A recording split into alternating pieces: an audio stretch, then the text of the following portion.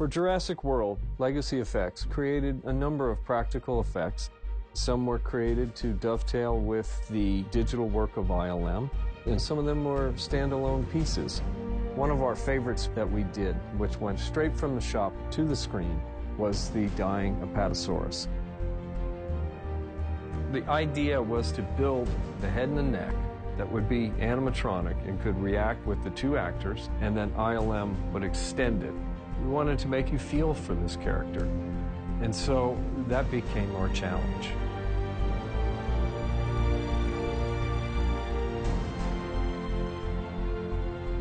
We start out with a 3D design. This is milled out of foam.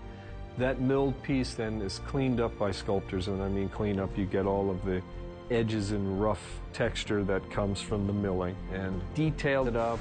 You're kind of taking it a little bit further than what's in the design. To me, the best design is always a vague design. It's up to artistic interpretation. Like any kind of reptile, I think about where does it move the most? Is that going to be wrinklier skin? Is it going to be tougher skin? Steven Spielberg, conferred with Colin. It needs to be bigger. The order came down that we wanted to go for a rescale. We get 3D scanning involved, we scan what the artist traditionally sculpted, and then at that point, once it's in the computer, we can then go to any scale that's needed. So instead of starting over, we were able to save a lot of man-hours. Once that's completed, it goes to the mold department. You want to talk to the artists, you want to talk to the mechanics, and then start breaking it down, which means how am I going to split this sculpture up into workable mold pieces that we can use to create the creature. We mold the sculpture by laminating multiple layers of fiberglass cloth with an epoxy resin. Once the mold is done, we have two halves, and now we have to core it. So we take clay and we lay that clay into the mold. We fiberglass inside of that clay. And what that does is create a void in between those two pieces of how thick the skin will be in those various areas. Is made with old-fashioned foam rubber, which has been around since the Wizard of Oz, different formulas, but it just works well. Basically, you're whipping air into the latex. The more air that we put into the foam latex, the softer it is, and this was an animatronic skin, so we needed super soft foam in the face. And for the neck, we needed something a little bit more durable. We inject from the bottom, and the foam's gonna rise. So we put bleeder holes every couple of feet so we can see where we're at as far as material goes. Let that gel, move it to the big oven, cook it for 12 hours overnight, and the next morning we have a dinosaur. While all of the artistic work is being done, inside the team are building the mechanics. In this particular build, we actually went back to the early days when we did the first Jurassic Park. We went with a cable system instead of hydraulics, and had to counterweight it with springs.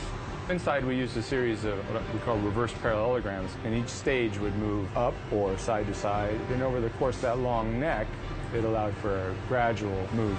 We recreated the core of the neck sculpture in foam, cleaned out the center of it so that the mechanics could be within that. Then we covered that portion in spandex so that would slide on the foam latex skin. With the head, as all creatures we build, we try to get as close as we can with our limitations of how many servos and motors we can fit inside of it. And I've asked for this thing to do the world, all kinds of muscles moving. Just throwing everything that we have. You're getting blinks and eye movement. It can snort and it actually blows air. We had a series of 3 bladders going through the throat to replicate kind of a swallowing mechanism. Subtle, but it's effective. Everything that you can possibly weave into this creature to give it that emotional feeling and make it act, make it perform, to become a character, not just an animatronic thing. To really breathe life into it. I think they wanted a human quality in the eye so you could associate with it easier.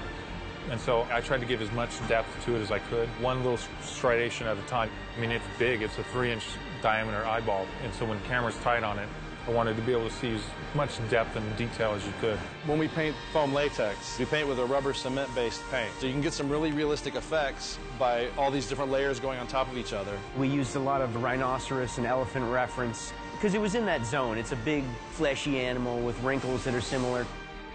We start mapping in big areas using automotive spray guns. Once we get into the fine detail work, we go to airbrushes, and those go away eventually, and it's into brushes, and then those get into fine brushes, and then it's little dots and little kind of cracks. The artists bounce and reflect off each other as the paint job happens. It keeps the talent pool alive and active. That team, myself and the artists and the mechanics, come together and start rehearsing and practicing. and figuring out, well, what would this thing be doing? Then it can just sit there. We always use the analogy, it's like a band playing. Everybody's playing a different instrument, but it all sounds like one piece of music. That's essentially what we have to do as puppeteers. You have to have some thread that goes through everybody that keeps it all together. We shot a rehearsal, which we shared with the producers and the director.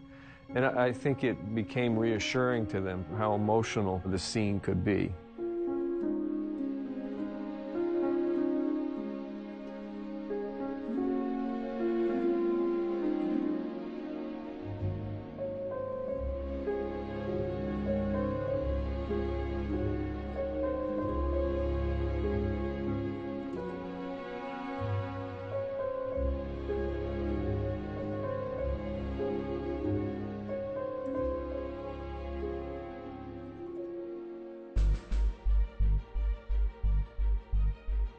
We had to be able to react to any kind of emotion or any kind of thing the director asked for.